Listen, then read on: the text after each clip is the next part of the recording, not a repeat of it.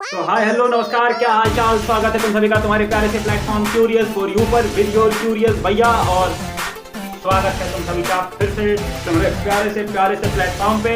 और आज के इस वीडियो में हम लोग शुरू करने वाले हैं क्लास 10 के एक नए चैप्टर का इंट्रोडक्शन, जो बहुत ही छोटा सा चैप्टर है जिसका नाम है सम एप्लीकेशन ऑफ ट्रिग्नोमेट्री। ये पूरा का पूरा पिछले वाले चैप्टर पे बेस्ड है। पिछला वाला चैप्टर तुमने पढ़ा है ट्रिग्नोमेट्री वाला, तो समझ लो तुम इसके सारे सवाल को यूं कर लोगे। इसके कुछ बेसिक कॉन्सेप्ट हैं वो मैं तुम्हें समझा देता हूं, ध्यान से देखना। जो तुमने इसके पहले वाले में पढ़ा था एकदम वही होगा।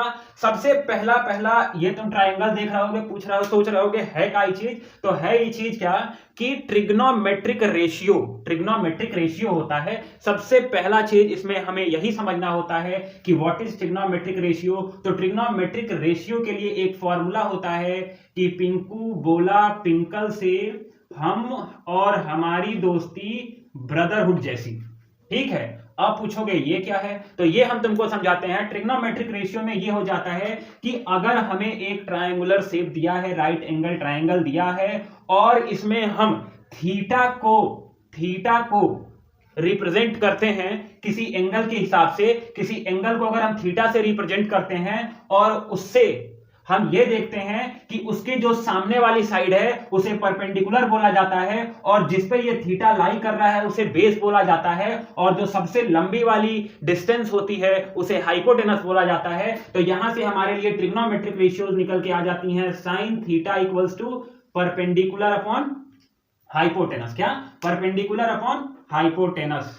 ठीक है, पी से परपेंडिकुलर को, एच से हाइपोटेनस को डिनोट करते हैं। ठीक है, और उसके बाद हमारे पास आ जाता है cos थीटा के लिए हो जाता है बेस अपॉन हाइपोटेनस, और ये हो जाता है tan थीटा। तो tan थीटा के लिए हो जाता है परपेंडिकुलर अपॉन बेस। तो यहां देखिए sin थीटा के लिए परपेंडिकुलर अपॉन हाइपोटेनस, और cos थीटा के लिए बेस अपॉन हाइपोटेनस, और tan थीटा के लिए परपेंडिकुलर अपॉन बेस। और अगर हमें कोसेक थीटा के लिए निकालना है तो हमें पता है कि कोसेक थीटा होता है 1 अपॉन साइन थीटा, तो ये हो जाएगा h अपॉन पी। ठीक है, अगर हमें सेक थीटा निकालना है तो ये होता है 1 अपॉन कॉस थीटा, तो ये हो जाएगा h अपॉन बी। और हमें अगर कॉट थीटा निकालना है तो ये होता है 1 अपॉन टेन थीटा, तो ये हो जाएगा बेस अपॉन परपेंडिकुलर। तो ये तीन चीजें हो गई तुम्हारी क्या, ट्रिग्नोमेट्रिक रेशियो के हिसाब से।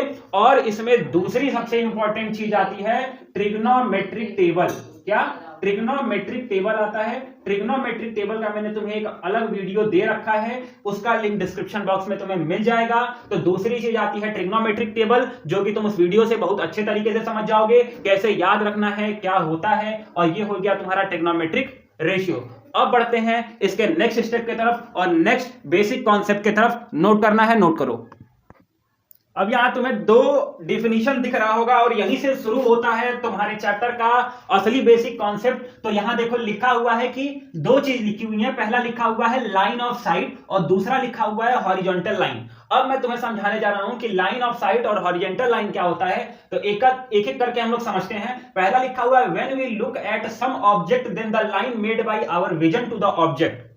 मतलब जब हम खड़े होकर किसी ऑब्जेक्ट को देखते हैं तो हमारे विजन और उस ऑब्जेक्ट के बीच जो लाइन बनती है उसे ही हम लाइन ऑफ साइट कहते हैं। जैसे मान लो यहां तुम खड़े हो गए हो, और यहां से तुम देख रहे हो अपने, ये तुम्हारे दोस्त का घर है। ठीक है, ये तुम्हारे दोस्त का घर है, और यहां तुम्हारा दोस्त पिंकल बैठा हुआ है या खड़ा हुआ है, और यहां से तुम जो पिंकू हो वो तुम देख रहे हो अपने दोस्त को, और दोनों प्रसन्न हो और एक दूसरे को देख के एकदम खुश हो गए हो। तो जो तुम्हारे विजन, ठीक है, जो तुम्हारे विजन से, मान लो यहां तुम खड़े हो, एक मिनट भैया, एक मिनट, यहां तुम खड़े हो पृथ्वी पे। ठीक है, यहां से देख रहे हो, लाइन थोड़ी ज्यादा टेढ़ी बन जा रही है क्या जी, लाइन थोड़ी ज्यादा टेढ़ी बन जा रही है भैया। ठीक है, मान लो यहां तुम खड़े हो, यहां तुम्हारा दोस्त छत पे खड़ा है, तो जो तुम्हारे विजन और तुम्हारे दोस्त के बीच जो लाइन बन रही है तुम्हारे देखने से, इसी को हम लाइन ऑफ साइट कहते हैं। इसी को हम क्या कहते हैं, लाइन ऑफ साइट कहते हैं। दूसरा लिखा हुआ है horizontal line, the distance between the observer and the object. जो डिस्टेंस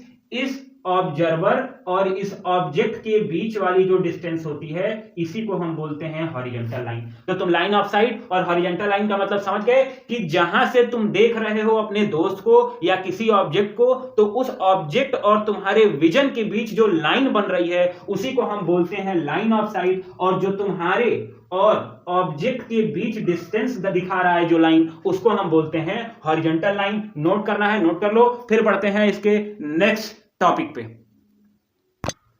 अब आ गए हम लोग अगले और एकदम इस चैप्टर के अंतिम टॉपिक समझ लो। इसके बाद सिर्फ तुम्हें सवाल समझना है, क्वेश्चन समझने हैं, क्वेश्चंस करने हैं। जितने क्वेश्चंस दिए गए हैं सब अलग अलग तरीके के हैं। हम लोग बारी बारी से इसके अगले वाले वीडियो से हम लोग क्वेश्चन की शुरुआत करेंगे। तो यहां लास्ट टॉपिक तुम समझ लो, बिल्कुल अच्छे से समझ लेना। देखो दो चीज लिखी गई है, पहला लिखा गया है एंगल ऑफ एलिवेशन और दूसरा लिखा गया है एंगल ऑफ डिप्रेशन। ये बनता क्या है, ये होता क्या है? तो ये वो एंगल है, पहले समझते हैं angle of elevation. Angle of elevation में लिखा गया it forms between the line of site and horizontal line. अभी इसके पहले हमने तुम्हें इसीलिए लाइन ऑफ साइट और हॉरिजॉन्टल लाइन बता दिया। और दूसरा पॉइंट लिखा है it forms above the horizontal line. जैसे मान लो अगर यहां और यहां तुम खड़े हो और यहां तुम्हारा दोस्त, और मान लो तुम दोनों एक दूसरे को देख रहे हो, तो एंगल ऑफ एलिवेशन कहां बनेगा? ये जो लाइन ऑफ साइट है और ये जो हॉरिजॉन्टल लाइन है, इसके बीच में जो एंगल होगा यही कहलाएगा तुम्हारा angle of elevation.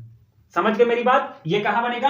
Above the horizontal line. देखो हॉरिजॉन्टल लाइन के ऊपर बन रहा है, और कहां बन रहा है? लाइन ऑफ साइट और हॉरिजॉन्टल लाइन के बीच में बन रहा है। ठीक है, ठीक है, बुझ गए, समझ गए, understand, you are better understand. ठीक है।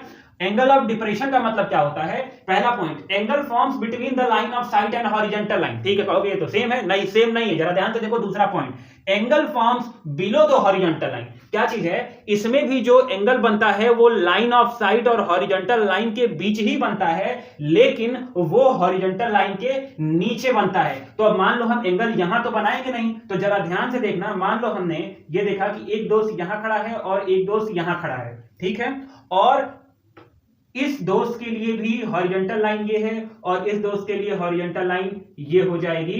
तो इसके लिए हमें क्या बोला है एंगल ऑफ डिप्रेशन के लिए? कि लाइन ऑफ साइट और हॉरिजॉन्टल लाइन के नीचे और हॉरिजॉन्टल लाइन के बीच में, और किसके हॉरिजॉन्टल लाइन और लाइन ऑफ साइट के बीच में जो एंगल बनेगा ये होगा हमारा एंगल ऑफ डिप्रेशन। तो जरा देखो, ये हॉरिजॉन्टल लाइन के नीचे हो गया है और लाइन ऑफ साइट और हॉरिजॉन्टल लाइन के बीच में ये एंगल बना है। तो ये होता है एंगल ऑफ डिप्रेशन और ये होता है एंगल ऑफ एलिवेशन। जब तुम नीचे से देखते हो किसी को, ऊपर मान लो नीचे खड़े हो और ऊपर अपने दोस्त को देख रहे हो, तो यहां बनेगा एंगल ऑफ एलिवेशन। और जब ऊपर से एक चिड़िया एक शिकारी को देख रही है कि उसे मारने वाला है, तो जो चिड़िया देख रही है तो यहां बनेगा एंगल ऑफ डिप्रेशन। यही होता है समाप्त इस चैप्टर का इंट्रोडक्शन। ध्यान से देखो, ध्यान से लिखो, और मिलते हैं अगले वीडियो में इसके ढेर सारे क्वेश्चंस के साथ। तो बाय बाय, ख्याल रखो और ज्यादा से ज्यादा अपने और भी दोस्तों के पास शेयर करो। ठीक है, बाय बाय, टाटा, मिलते हैं फिर।